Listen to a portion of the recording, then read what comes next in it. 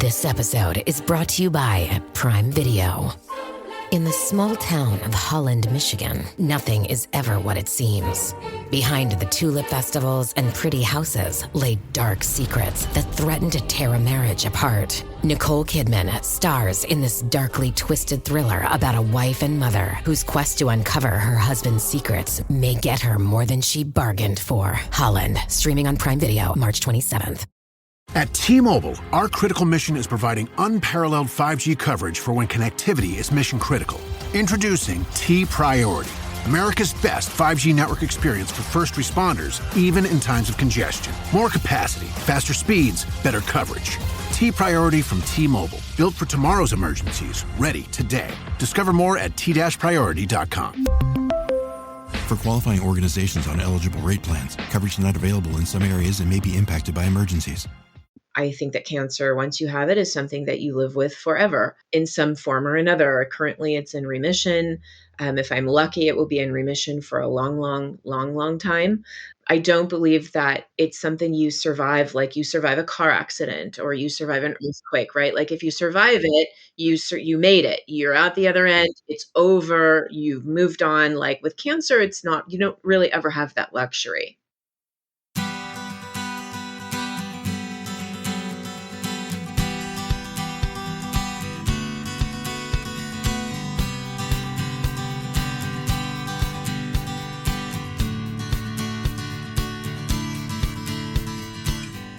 Welcome to Parent Footprint with Dr. Dan. I'm Dr. Dan.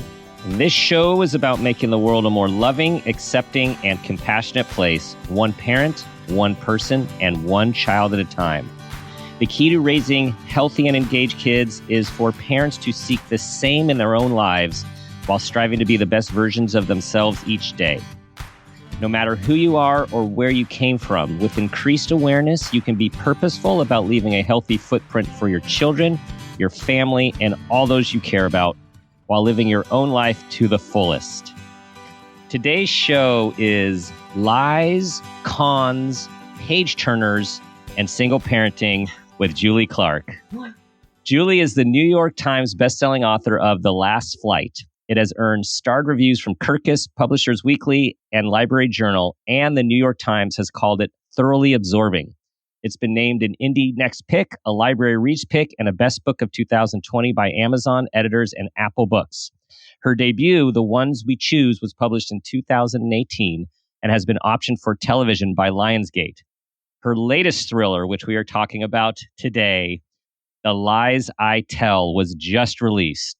And I'm saving my comments for a few moments on that book. Julie lives in Los Angeles with her 2 sons and a golden doodle with poor impulse control. Julie, welcome to the show. Thank you. I'm happy to be here. Okay, so I had your book and I'm going through my regular prep routine. Yeah. And I'm like, it's really busy. I'm just gonna have to skim this one just to get the gist of it. And I opened it and I started reading, and that was it. Like that was it. I changed things in my schedule. I mean, I was not only riveted, I was thinking about it all the time when I wasn't reading it to get back to it and thinking about your characters. So I just want to say, and everyone listening, this is no joke. It just grabs you from the beginning. Yay. That's always good to hear. Thank you. Always a balance to talk about the book without giving up too much. So these people, actually, I'm going to let you set the stage before we take a deeper dive into it. Right. So go for it. So The Lies I Tell is the story of Meg Williams, who's a con artist who travels the country under assumed names, creating elaborate backstories to back up whatever lies she's telling. She's sort of refining her craft over the course of a decade so that she can return home to Los Angeles to pull her final con on the man she believes destroyed her childhood, her life, her future.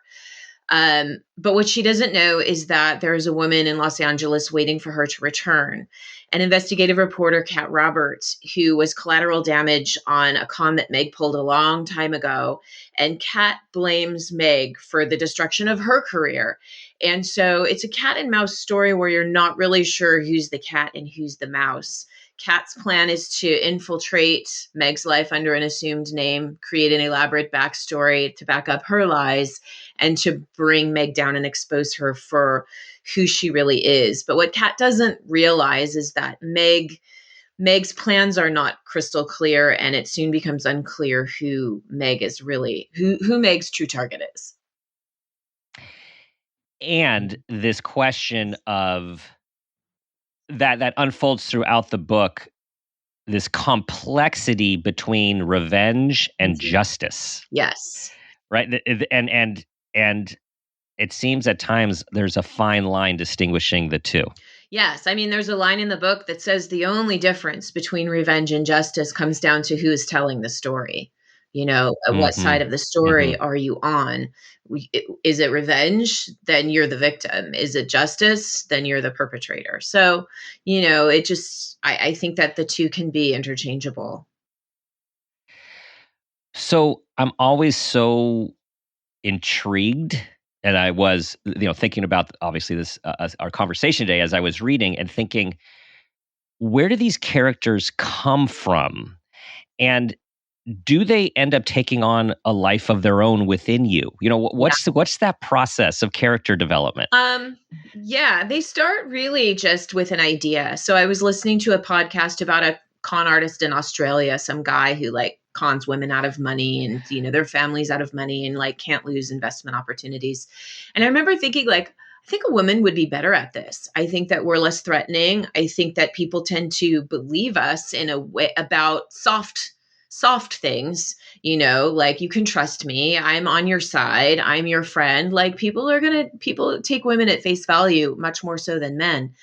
But women are also vastly underestimated by powerful men in particular. And so that's sort of what Meg, my main character, leans into. She sort of takes advantage of the fact that women are perceived as not as competent, not as smart, not as capable as their male counterparts. And she relies on that heavily in order to take advantage of people who she believes deserves it.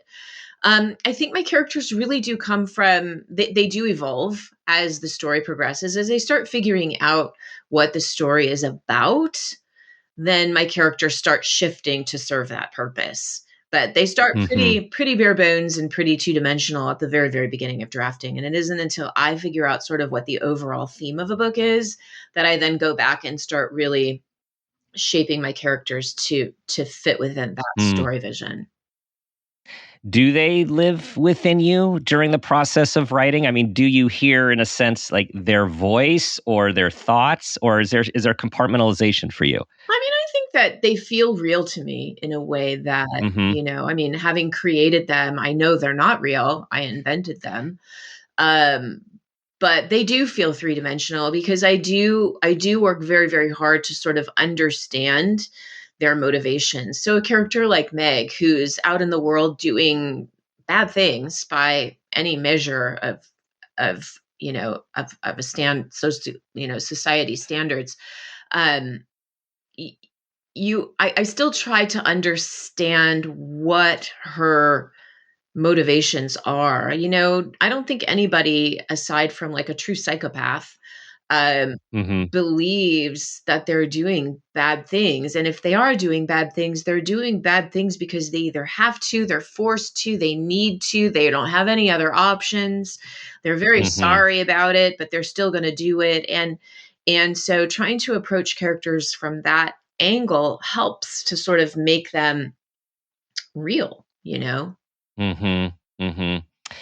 As I really was thinking about people's, as a psychologist, I'm always thinking about people's behaviors and motivations and emotions. And in the book, I was really, there's so much, trauma laden in these characters' lives. And I thought of the book that Oprah Winfrey co-authored with Dr. Bruce Perry not that long ago about trauma. and it's what happened to you. And their whole argument is, instead of saying, like, what's wrong with you, Yeah. the question is what happened to you. And I was thinking about that as I came to really like and root for these Yeah. characters who in some sense are in opposition, in some sense are not, and realizing their behaviors, which, like you said, for societal norms will be looked down upon and judged, come from very legitimate places of experiences that happen to them. Yeah. I mean, that's always the goal, right? Mm-hmm. And as a writer, my goal is for you to root for my characters, even when they're doing Mm-hmm. the wrong things. And so writing Meg is sort of this morally gray person who is doing things that, you and I would not do. But yet we understand why she's doing them and even want her to succeed. Like that's that's a win for me that you were rooting for Mm-hmm. her. That's exactly what I was going for. I'm still rooting for them. I know how it ends, and I'm still Yeah. rooting for them. Well, actually, yeah, I'll leave it there. Rooting for the future. Yes.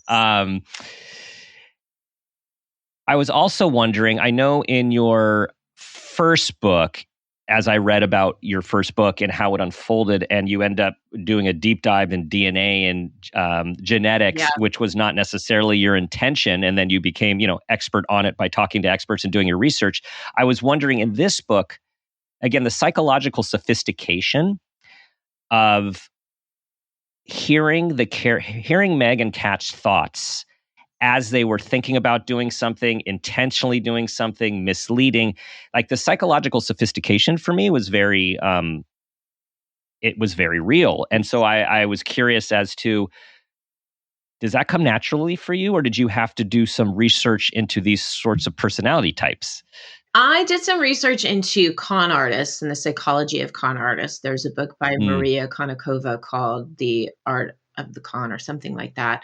Um, the confidence game. I'm blanking on it right now. But so I did read a lot about sort of the psychology behind people who are con artists. And most of them are complete sociopaths. I mean, like, they just have zero regret and zero remorse, and will go mm-hmm, right back out and do it again the first chance they get.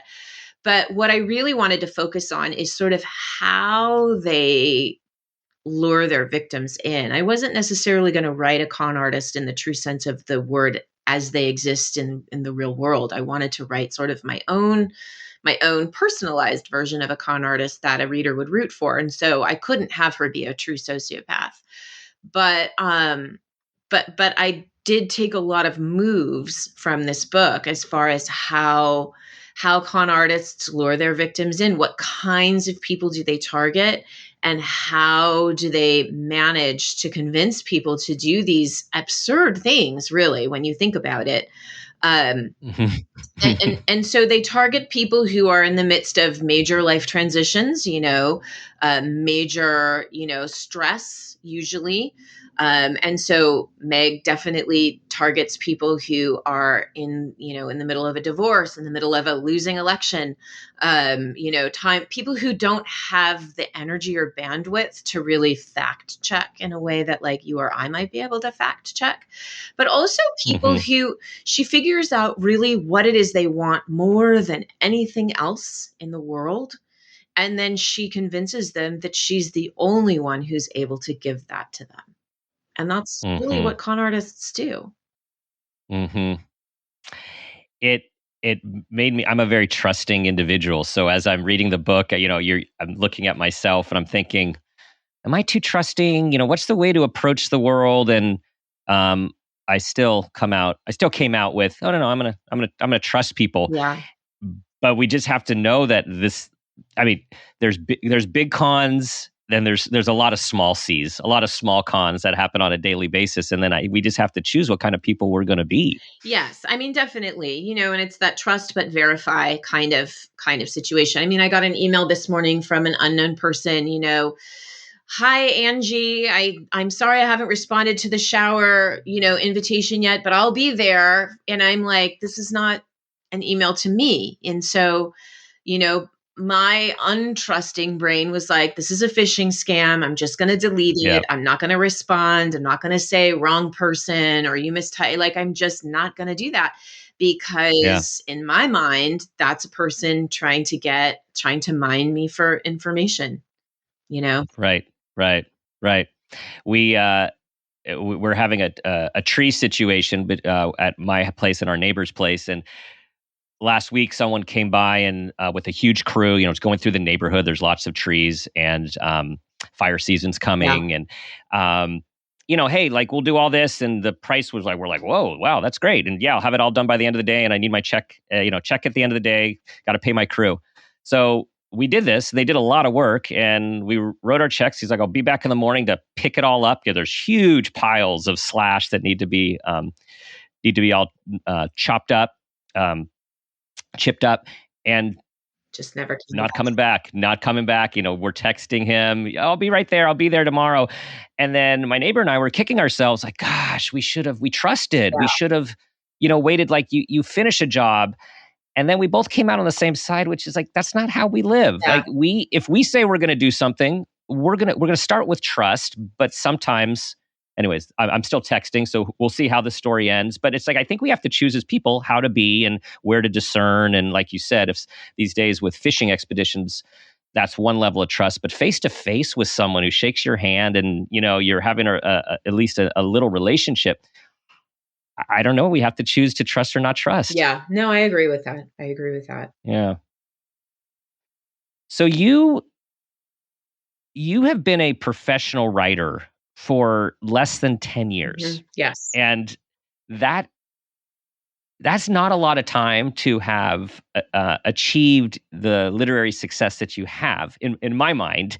And so, first of all, amazing. Thank you. Second of all, it didn't just start in 2013. So what's the backstory of you becoming a writer? I mean, it's something that I always wanted to do, even when I was a kid. I remember reading books and thinking, like, I want to do that. I want to write something like that. I think I could do that. And then growing up and going to college, I had my BFA in graphic design of all things, and realizing that isn't really the path for me. And then Oh, but that's in the book. Graphic design is in this latest book, everyone. Okay, it there's is. just a piece Oh of that. yeah, I was like, it is. Yes. Um, Yeah. Just a piece. Just a piece. Yeah. Yeah. Yeah. yeah, and so I fiction was always something that I wanted to do, and I took some classes. I worked in fundraising at Berkeley in the athletic department there for like 4 or 5 years, and as an employee of the university, like I was able to take extension classes. I think I took them for free. I don't know if they're still offered for free, but anyway, um, I took some creative writing classes there, and it was always in my 20s. I dabbled in it and never really went anywhere. And then, I got married, I had kids, I got divorced, I was a single mom, I'm a full-time fifth grade teacher. Life kind of gets in the way. And so in Mhm. around 2013, I sat down and really just started thinking about, like, well, here I am, I'm what, like 40 something years old, 42, 43. And I just wasn't really sure if teaching was what I wanted to do for the rest of my life, until retirement, or if there was something else. I know my kids were in preschool and I was having a really hard time paying for it. It was a phenomenal preschool that cost probably like the rent on a small apartment. Um, Yeah. Ivy League education. Pretty Yeah. much. Yeah. And Yeah. so it was every month. It was really, really hard for me to write that check. I was, scraping the bottom of the barrel. And I remember thinking, like, maybe I'll just write a book, sell a book, and then I'll be able to afford preschool, which is, every author in the audience is laughing right now because that's not how it works. And it's never that fast. And so, I think by the time I sold my first book, my boys were in fourth and first grade, something like that, second grade maybe. Mhm. And yeah, I mean, like, I had blown past the preschool years and was still working on it, and it just became something that I wanted to accomplish. It was something that I worked on Mhm. quietly. I didn't make a big announcement to anybody in my life. I'm writing a book, and I just kind of sat down and tried it and wrote a book, and it went nowhere, and I couldn't get an agent with it. And so I wrote another book, and that's the book that got my agent, and that's the book that became my debut, The Ones We Choose. And Mhm. things just took off Mhm. from there, you know? Well, and for people to know that, because being a single mom and being a teacher, which thank you for adding that. And when I got through your bio and then read more about you, and I'm like, oh my God, one of the most important things you do in the world is not in your literary bio, that you are a fifth grade teacher, like working with these people. Um, so more about that in a moment. You were writing from 4 to 6 in the morning, Yes. and initially, and I related to that. We had, at the time of I was doing my first book writing, we had 3 young kids, and that was who didn't sleep like your kids. We did not sleep for No. a very long time, and that was the only time that there was quiet before the workday started to do the writing too. So in some respects, it was the most peaceful time of day and most productive time of day once I dragged myself out of bed really tired. And so, like, what was that process for you? I mean, it's the same. I mean, it's like my alarm goes off at 3:45, Mhm. and I don't wanna wake up, but I do because Yeah. that's my Yeah. job. And in, these days, like, I get paid to get up at 3:45 and work. So I need to do that, Yeah. it's Right. not Right. it's not really optional at this point because there's work to be done, and I only have these 2 hours or so, 3 hours maybe in the summer to get it done. So, it just becomes something that you do, and I go to bed Mhm. very early. I'm as usually sleep by 9 at the latest. Mhm. Um, Mhm. and, my boys are older now and much more independent, and they don't need me to enforce a bedtime, and they don't need me to, cut their fruit for a snack at, 8:30 or whatever time they want to eat it. They're Mhm. pretty self-sufficient. And so it's easy for me to live in this way. Mhm. And then there was a period of your life where you were given more time to write, in because of a reason that no one wants. Yes, And you are a cancer I survivor. am. In 2015, I was diagnosed with breast cancer. I had a double mastectomy. I went through chemo and radiation. I was lucky enough to be able to take that time off from work. I went on disability. And I remember thinking, it was before I had published anything, but I was working on the book that would become my debut. And I remember thinking, like, this will be so great. I'll have all this extra time to write. And I didn't really use it. I didn't really, I mean, and granted, there were other things going on, and, Right. but Right. I did make a point of waking up at 3:45 every morning. My boys at the time were Mm. in 4th and 1st grade, and what I wanted them to know more than anything was that everything is fine, nothing has changed, and they knew that as long as I Mm. was still getting up at 4 in the morning to write, then everything must be okay, because if things were Yeah. not okay, then she wouldn't be still getting up so early. And so that was just really important for me to keep my routine as much as possible for their sakes, so that they Mhm. knew that there wasn't anything to worry about. That is, that's mindful parenting right there. I mean, there's nothing more important than when we can, giving our kids a sense of security. And most of us will do things that we wouldn't necessarily be able to do for ourselves, Yes. for our kids, Well, right? That, and I think a lot of that yeah. too is that the way that you do that isn't just through what you say, because kids understand from a very early age that oftentimes words that come out of adult mouths especially aren't 100% true or accurate. Um, but our actions are what speak louder really than our words. And so if we Mhm. can behave in a way that exemplifies that everything is okay, that things are not going to change, that everything is the same, then even if they don't necessarily understand it, consciously, subconsciously, Mhm. their radars are put at ease, right? They're noticing things, they're Mhm. noticing behaviors that will put them at ease. Mhm. And did you find how did they come through your cancer as a result of all this? Fairly unscathed is Mm-hmm. my impression now, many, many years later. They don't really remember much about it. I mean, I think they remember Mm-hmm. the headscarves and the hats, but they don't really remember Mm-hmm. anything else about it. I mean, my younger was only in first grade, and he really doesn't remember much about it. My older son was in fourth, and he remembers being worried, but not really scared, you know?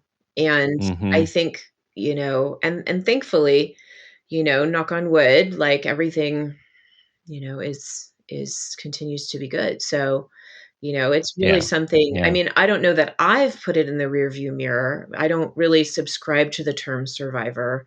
Mm. I think that cancer, once you have it, is something that you live with forever, um, Mm-hmm. in some form or another. Currently, it's in remission. If I'm lucky, it will be in remission for a long, long, long, long time. Um, Mm-hmm. but do I don't believe that it's something you survive, like you survive a car accident or you survive an Right. earthquake, right? Like if you survive it, Right. you made it. You're out the other end, Right. it's over, you've moved on. Like with cancer, it's not, you don't really ever have that luxury. What would you call it? What is there a an alternative I don't term that know. we can start using? Yeah, I don't know. I'm not entirely sure there is a word for it, Mm-hmm. Mm-hmm. you know. But Yeah. I'm always very reluctant to use the word survivor. It feels very, very, like tempting fate, kind of. That's fair, and I definitely resonate with, if you survive a car accident, the assumption is that was Yes, a single incident that you made it through and right. hopefully will never happen again, and this is a different ballgame.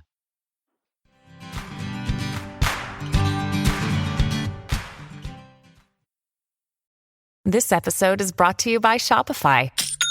Forget the frustration of picking commerce platforms when you switch your business to Shopify, the global commerce platform that supercharges your selling wherever you sell. With Shopify, you'll harness the same intuitive features, trusted apps, and powerful analytics used by the world's leading brands. Sign up today for your $1 per month trial period at shopify.com/tech, all lowercase. That's shopify.com/tech.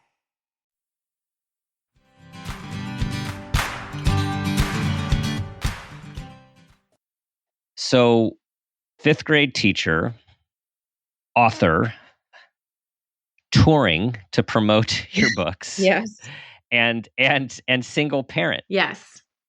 So, again, I have my own experience of doing different versions of this Mhm. with a partner, Yeah. and I know how exhausting and stretching, I mean, there's all the good stuff too, but just talking about the tough stuff, how do you do it? I have a tremendous support system. My parents live in town and my boys are super close with them. And Mhm. so anytime I need coverage or whatever, they are happy to step in and the boys are happy to be with them. So, it Mhm. really is a team effort. It's true. It's okay. So in terms of terms, single parent, and I know you've written about the idea of the choice of single parenthood and how that's not always represented. So tell us about how you think about single parenthood and how you would like it to be understood Mm. by everyone. Um, First of all, I don't see it as a disability in the way that a lot of our society views it as like poor you or those poor kids. I can say that being a single parent is hard, but it's not any harder than in fact, it's much, much easier, I think, than being married to a person who makes you miserable or a person who makes your home unhappy, or a marriage that makes a home unhappy. I think that is incredibly damaging for children. I'm no expert, I'm Mhm. not a psychologist, but I am an expert in children in that I work with them and have worked with them for 25 years. So I have hundreds and hundreds and hundreds of kids that I have and their families that I have firsthand experience of over a prolonged period of time. And I will say that my students who struggle the most emotionally, behaviorally, cognitively, academically, socially are the kids who are in homes where parents are in high conflict. Yep. My students who are in single parent homes are not. They don't struggle in that same way. They struggle with things. I mean, sometimes it's Hmm. challenging for kids to go back and forth between two houses, and all of those things are a challenge, but those are logistics that families can figure out and work through. Hmm. But but I do feel very strongly that it does not give kids a disadvantage in the way that sometimes our culture sort of, Yeah. Yeah. draws upon. I just don't find that to be true. It's certainly not true for my kids, and it's certainly not true for the majority of kids from single parent households who pass through my classroom. Those kids are well Hmm. adjusted. Their Hmm. parents are involved. Even if one of them is not involved, even if there's only one Right. hands-on parent, they're happy kids. They're well adjusted. They've got, so I Yeah. don't buy into Yeah. that myth at all. Yeah. I agree with that from my professional experience as well. These days, families, there's Yes. multiple different looking families, different formations, ideas.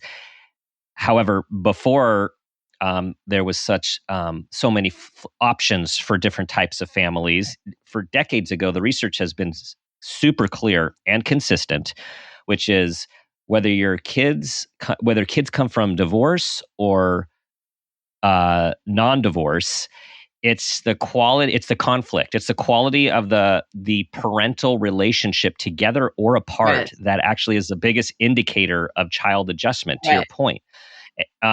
And we have this 50% divorce rate, which has hovered there for a long time, gone up even a bit since COVID for a lot of reasons people understand.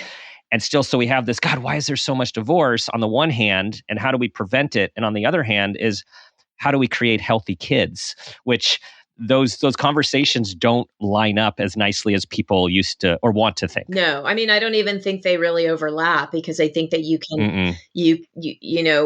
whether a marriage is healthy or not, or whether it ends in divorce or it doesn't, um, you, I think I agree with you. I think it's the conflict, and it's how the two adults interact with each other. I'm fortunate, my boy's dad and I get along great. We just did Mm-hmm. not do well being married, and Mm-hmm.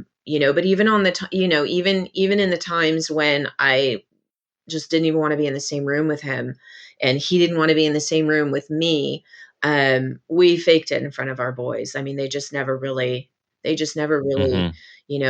once we had decided to separate, and we separated when my youngest was an infant. I mean, so he has no Mm. recollection of it. And in fact, I think when he was Mm-hmm. like 7 or 8, he was horrified to learn that we had actually been married. I mean, he was just appalled by the Oh, idea. Like, how is you that couldn't even fathom that possible? idea. Yeah. My older Yeah. does remember it, and he remembers a lot of conflict. He remembers a lot of yelling. Mm. He remembers a lot of anger. And, for a long time when he was in preschool, he had a lot of anxiety about, everybody getting along. And, it took him a long time to grow out of that. It took him a long time to sort Mm-hmm. of move beyond that. But I think both of my kids very much understand why we are not married, would not want us to be married. Um, Mm-hmm. and, that's, I think, healthier for them that we're not. And I think they recognize that. Mm-hmm. There's a lot of people dealing with this, a lot of people listening who are perhaps contemplating separation, or in a separation, or going through a divorce. What are your greatest pieces of wisdom from your experience of, like, what would you suggest they lead with when going through a difficult process for themselves and trying to guide their kids through it? First of all, get therapy, get yourself into some individual therapy, because I think that, however many good friends you have to lean on, there's no better friend to lean on through a tough time than somebody you pay to be your friend, because Hmm. you don't, you need your friends to be your friends, and you need your therapist to be your therapist. So if it's possible, if you can afford it, unfortunately in our country, that's not always feasible, get Mhm. yourself some Mhm. therapy. I would say, the idea of divorcing, especially when you have kids, and for me, I had very young kids, um, 3 and 9 months old. Um, Mhm. I think that you need to have a support system. You need to have something in place to help out with childcare, whether it's friends or family. I think that's important as well because you can't do it by yourself. Mhm. It's just not possible with appointments and, you know, tasks that you have to do, and the unraveling of a marriage can feel overwhelming. And I would say Mhm. that, don't get overwhelmed by all of the things that need to be done, but just look at what's the next thing that needs to be done Mm. and just focus Mhm. on that. That's wisdom right there, right? Try to stay as much in the present and Yeah, the one thing at a, like, eat that elephant one bite at a time. right, It's right. it's a lot. Yeah. Yeah. Yeah. Now having teenagers, um, I'm wondering about that experience. Dr. Kenneth Ginsburg has been on the show a few times, and he has a new book that's coming out called "Congrats, You're Having a Teen." And one of the main points of it is he's a myth buster about a lot of the literature and the terminology. It's like it's back to surviving your child's teenage years, and like people brace for the storm, the inevitable storm. What's your experience been like with your boys? I'm afraid to say because I don't want to jinx it, but my boys are both. I mean, I have an almost 17-year-old and a 13-year-old. And they're delightful. They're funny, they're wry, they're sarcastic, they're smart, they're thoughtful, they're informed. They like to talk about current events. Um, one of them loves to talk about his feelings. The other one is a little more reluctant, but will do it. I Hmm. think for me, and I think that this is also just a byproduct of it being the three of us for so many years. Like we're very, very close, and we've been through a lot, and we talk Hmm. all the time about stuff. Um, we just, I think that I always try whenever my kids tell me something that I find shocking or upsetting or Hmm. overwhelming, Yeah. or, like they tell me these things and in my head I'm thinking, "What? No," Yeah. Yeah. is to kind of just take a breath and ask Hmm. as many questions as I can. "What do you think about that? Hmm. Well, how did that make you feel? Well, what Right. what what do you think you could have done differently? Or what do you think you might do next?" Or just to kind of like diffuse, like talk less, Yes. listen more kind of thing. Yes. The Yeah. goal is to keep them talking to me as much as possible, and so far it seems to be working, but, you know, Yeah. I Yeah. don't know, but overreacting or reacting in any way is a guaranteed way to have Shut it them down. say, "Well, I Yeah. can't talk to you Yeah. anymore," and that's the Totally. last thing that I want. But it's Uh-huh. the same thing when they were little, when they were in elementary school and preschool, um, I never punished my kids for, making bad choices or breaking the rules or anything. It was never about consequences because as a teacher, the one thing that bugs me more than anything else are the kids who are sneaky, the ones who know the Mhm. rules, understand the rules, and are going to wait until you turn your back so they can break the rule. And those are Mhm. kids without exception who are punished, given consequences, grounded, your devices are taken away, you're no longer allowed to go to this event or whatever, for essentially being kids, right?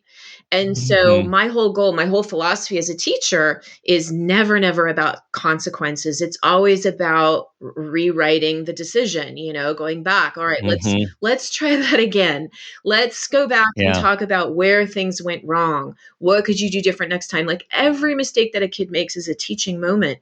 And as a parent, Mhm. especially, I want my kids to trust me, and they're not going to trust me if they're afraid of me, if they're afraid that, something that they've done impulsively, because kids are impulsive, um, Right. is going to make them lose something that they value, whatever that is, right? Mhm. Then they're Mhm. then they're just going to start. They get masterful at covering up and lying, and that's just the Right. Right.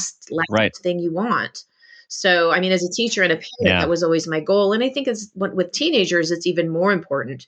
It just shifts a little bit so that it's less about consequences, and more about helping them talk through, figure out, think through some of the really challenging social Right. things that they're encountering among their friends, Mhm. Mhm. I totally agree. I think of a few things. I think of a parent talk I went to years ago about adolescence, and it was the therapist was saying, "Okay, so when you're a teenager, you're driving your teenager, and they're in the back seat, and they say, oh, at the party, there were all these people using drugs and doing this and that, and all these thoughts go in your mind." And she asked the audience, "So what should you say?" And people said all these different things, and she says, "I'm going to make a different suggestion. The suggestion is for you to say, mm-hmm, Yeah, and just keep them keep them talking like you're talking. saying, Exactly. keep them talking." And then I also think of you were making me think of Kelly Corrigan's book, Tell Me More. Yes. Was this right? Just that's what you're doing. Like, okay, tell me more, and how important that is, because the moment, and I've you know emulate to be a certain way, and then I'm still a real person and parent. Best intentions, you ask that wrong question or you react in a little way, this wonderful waterfall just turns off and the conversation is over Yeah. just by one little misfire. Yeah. Yeah, no, it really Yeah. is true. And, it's almost like their radars are tuned up to level 10 too. And so Hmm.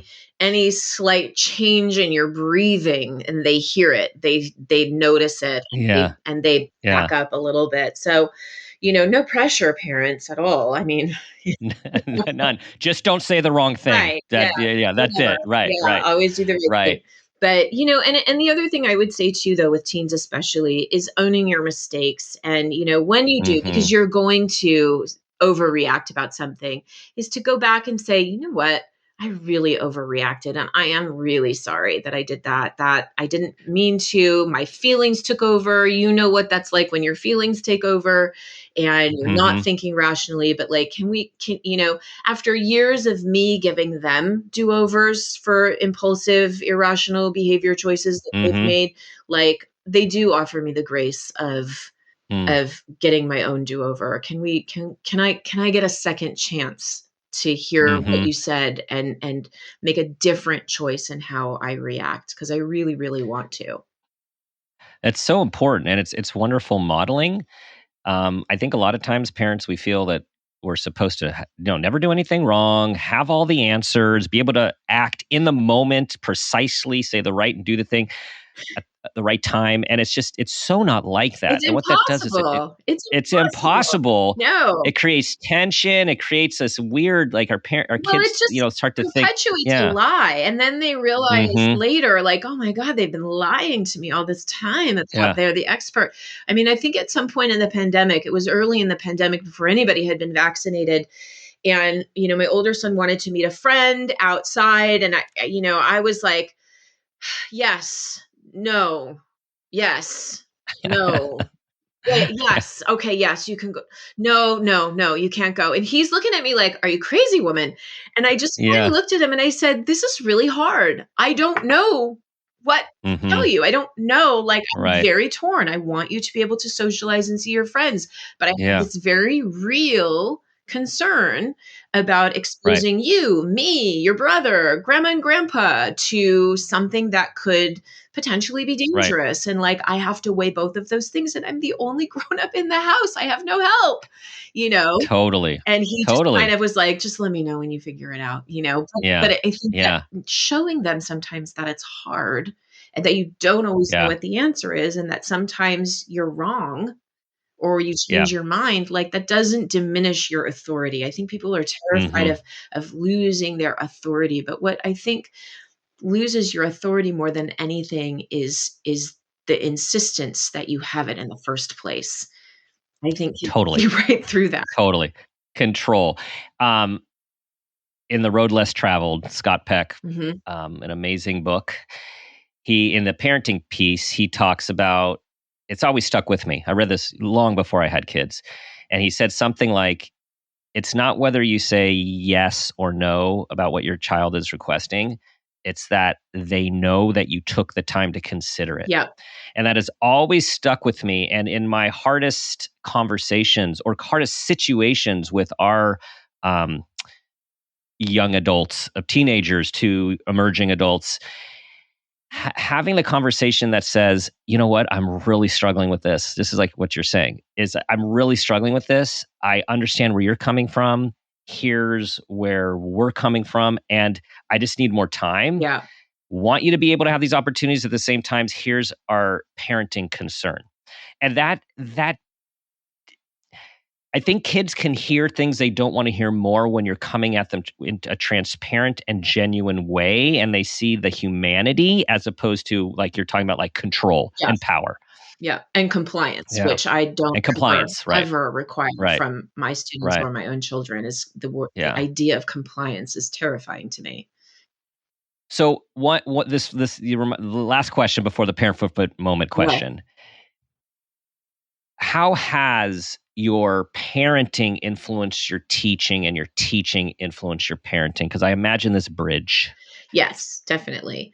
I think, really and truly, I learned how to be a better parent and a better teacher from our one of my son's preschool teachers, Amy Dickens, who teaches at a school here in Los Angeles, who is maybe the best educator I have ever seen. And I've seen a lot of really gifted educators. I was a teacher coach for a long time and went into artful classrooms all over Southern California.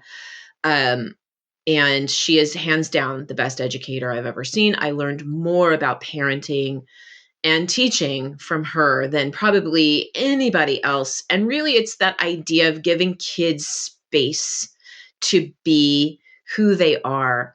And giving them space for their feelings and understanding that sometimes other people's feelings make us uncomfortable. And guess what? That's my problem, not your problem. You, the one having all the big feelings, and just valuing them, listening to them, honoring their experience, asking questions.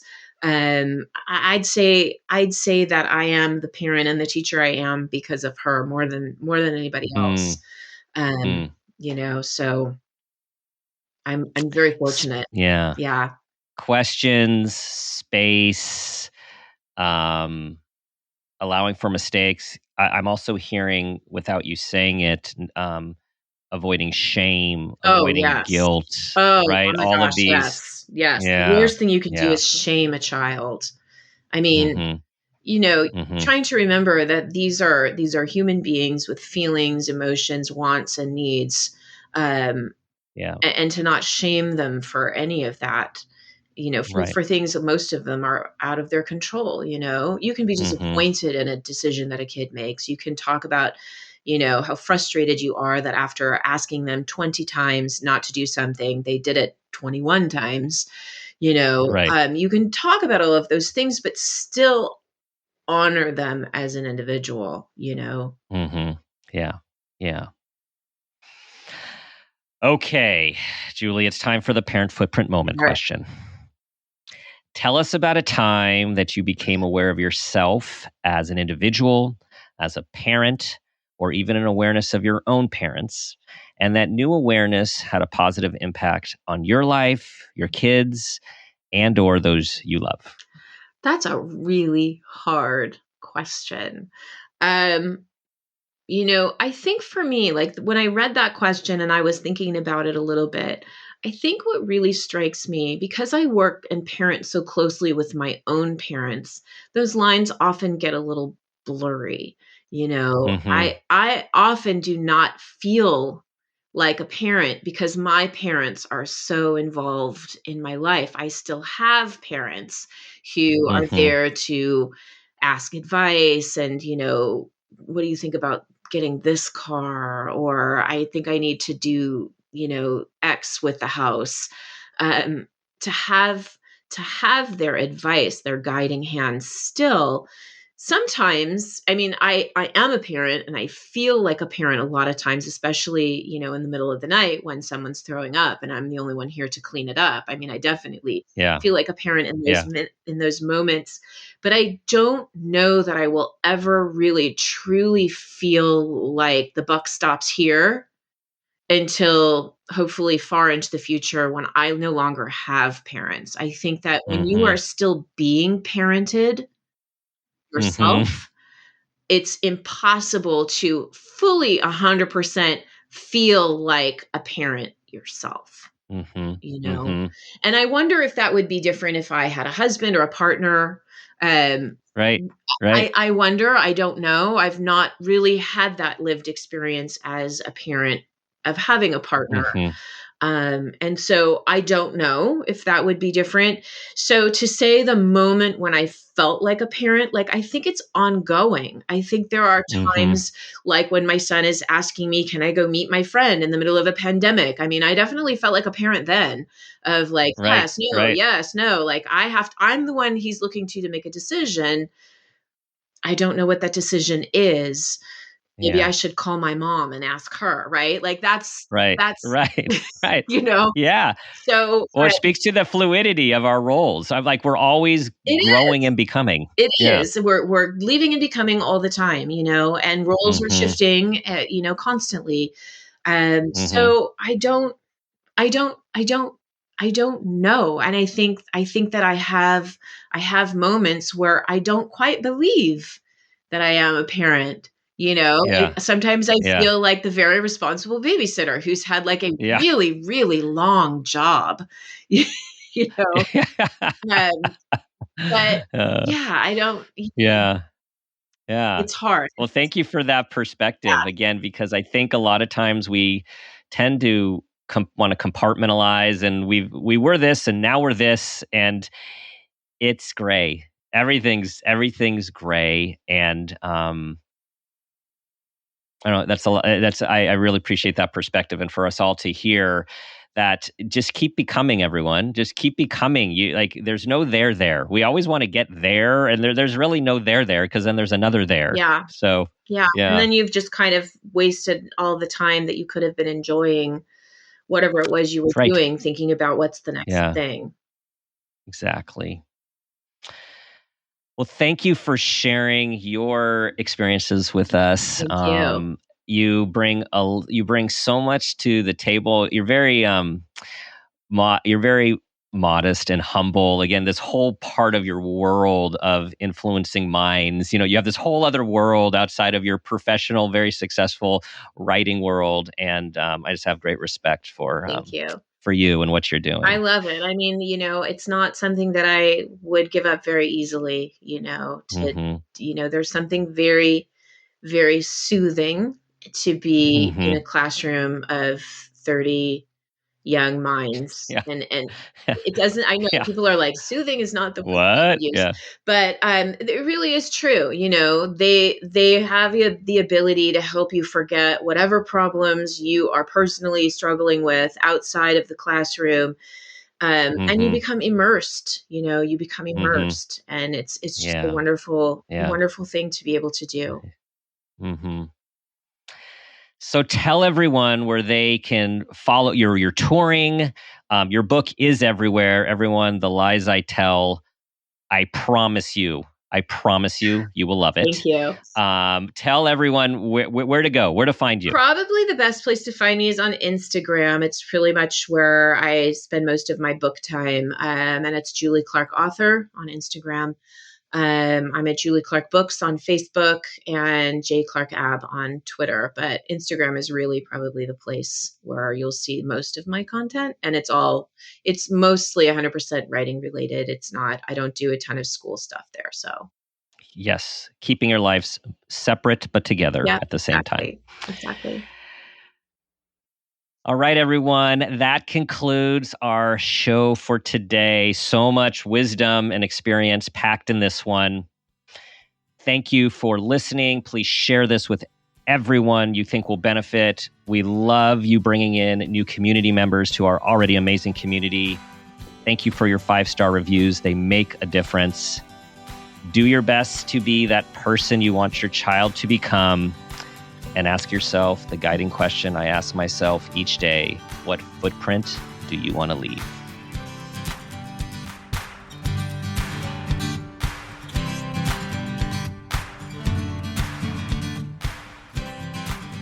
This has been a Peters and Rossi production.